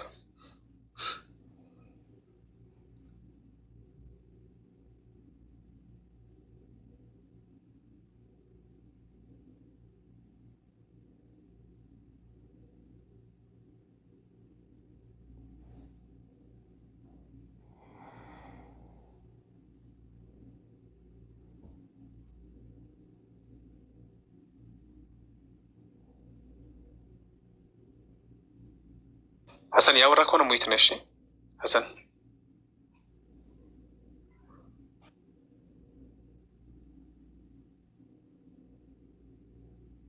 ሰማለው አሁን መጣ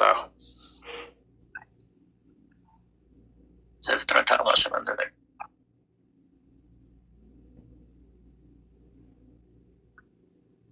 ይታይሻል አክሊት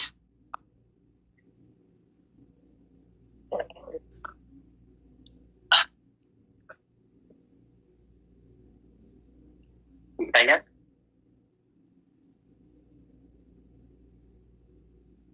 አክሊት ይታያል ግን አማርኛው ላይ ምን ብለው አስቀምጠታል መሰለሽ? አንዴ ወጥቼ ልግባ ጀማል ኡስታዝ ጀማል ወጥቼ ልውጣና አስገባኝ እንደገና ኡስታዝ ፓውዝ ነው ሰው ማስገባት አንችልም ትንሽ ይታያል እኮ ያው በደንብ ነው የሚታየው እኮ ያዕቆብም ለፈርዖን አለው አይደል ምንድነው